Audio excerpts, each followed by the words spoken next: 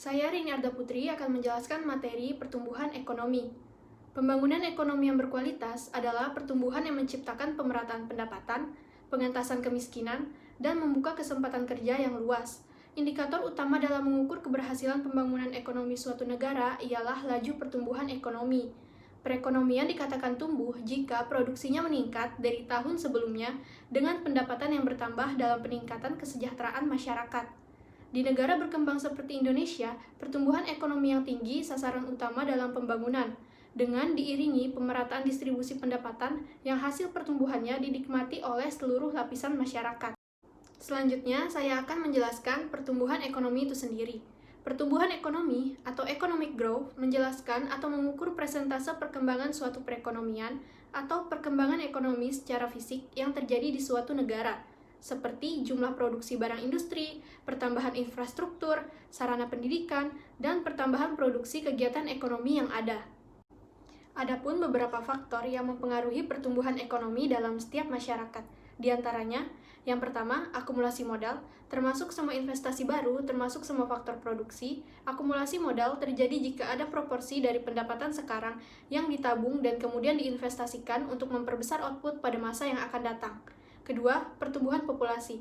Hal-hal yang berhubungan dengan kenaikan angkatan kerja atau labor force secara tradisional telah dianggap sebagai faktor yang positif dalam merangsang pertumbuhan ekonomi.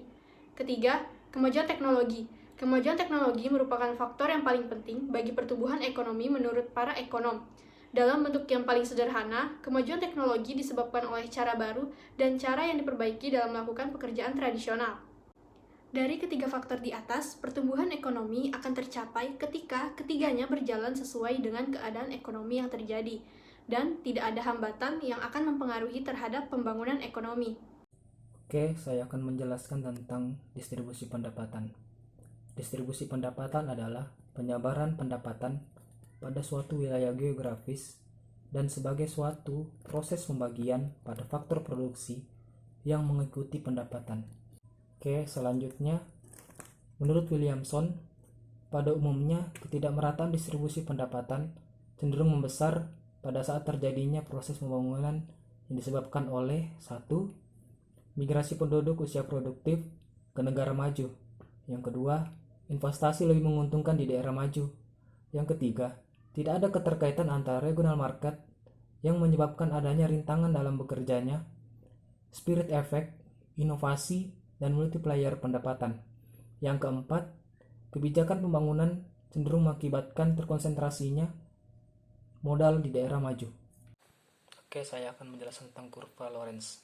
Kurva Lorenz adalah suatu kurva yang digunakan untuk menganalisis distribusi pendapatan perseorangan.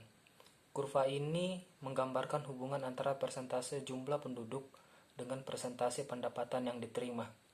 Selanjutnya saya akan menjelaskan tentang kurva Lorenz pada gambar di samping.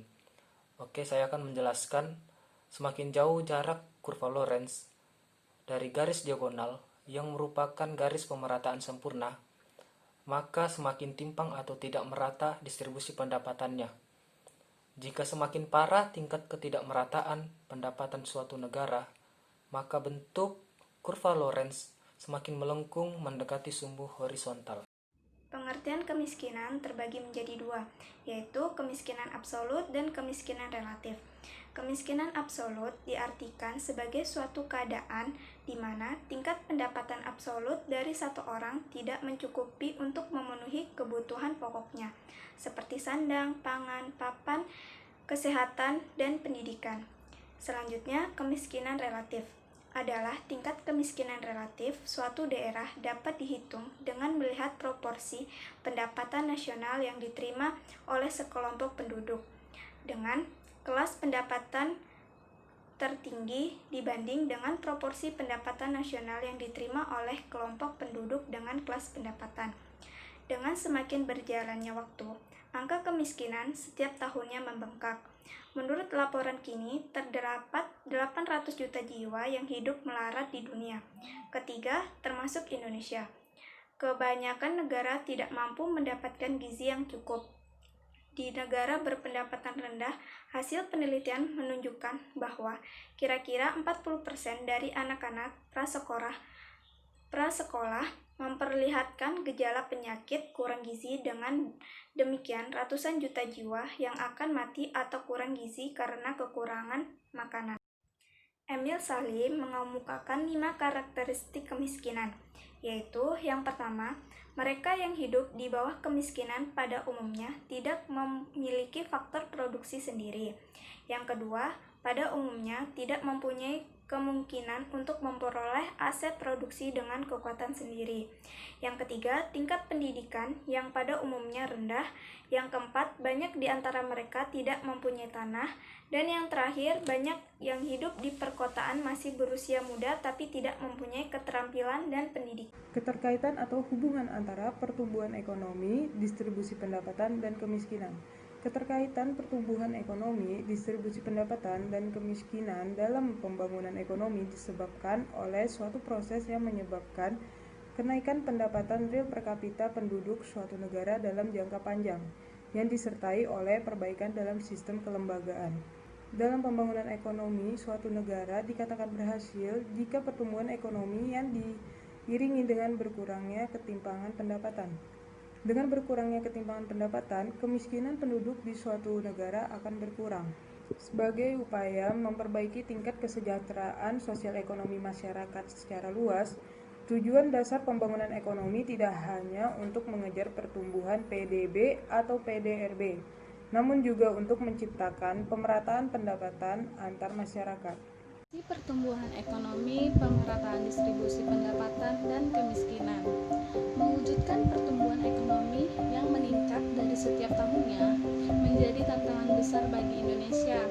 Dampak positif dari pertumbuhan ekonomi dapat dirasakan adil dan merata untuk semua masyarakat yang tercermin dalam strategi pembangunan Indonesia, yaitu Pro-Grow, Pro-Job, dan Triple Track Strategi. Yang pertama, Pro-Grow. Pro-Grow strategi mencakup strategi pemberdayaan koperasi dan UMKM yang meliputi usaha mikro dengan fokus pada kesempatan berusaha dan stabilitas pendapatan.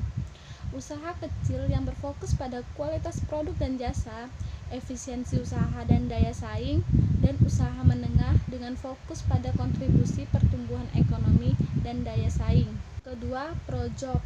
Pro-Job strategi mencakup peningkatan kapasitas tenaga kerja, perlindungan tenaga kerja, dan kebijakan atau program sektorial didukung dengan perbaikan iklim investasi dan kerangka regulasi, kerangka anggaran, kerjasama dengan swasta atau PPP. Yang ketiga, Triple Track Strategi. Triple Track Strategi tersebut ditambah dengan strategi pembangunan yang pro-environment untuk mengantisipasi dampak perubahan iklim. Di tahun 2009 sampai 2013, perekonomian Indonesia mengalami pertumbuhan dengan rata-rata 5,86%. Pertumbuhan ekonomi dari tahun 2009 sampai 2013 masih ditopang oleh konsumsi rumah tangga yang memberikan kontribusi sebesar 56,6% dalam setiap tahunnya terhadap PDB dengan rata-rata 5%. Pembentukan modal tetap bruto memberikan kontribusi yang besar terhadap PDB yaitu 31,8%. Gambar di atas menunjukkan adanya ketimpangan pembagian hasil pembangunan, meningkatnya ketimpangan distribusi pendapatan di tengah pertumbuhan ekonomi Indonesia yang tinggi. Menunjukkan laju kecepatan pertumbuhan kelas menengah ke atas jauh lebih tinggi dibandingkan dengan laju peningkatan pendapatan kelas menengah ke bawah. Jadinya kesenjangan ekonomi yang tinggi di Indonesia ditunjukkan dengan meningkatnya kemiskinan Indonesia pada tahun 2013. Target tingkat kemiskinan di kisaran 9,5% sampai 10,5%. Tidak sesuai dengan realisasinya yaitu 11,37%. Target tingkat kemiskinan juga tidak tercapai pada tahun 2012. Walaupun menurunnya tingkat kemiskinan dari tahun 2006 sampai 2013, tapi pada tahun 2010 penurunan kemiskinan melambat. Dari tahun 2010 sampai 2013, penurunan kemiskinan hanya 1,96%. atau menurun sekitar 1 juta penduduk miskin per tahun dibandingkan dengan periode 2006 sampai 2009 sebesar 3,6%.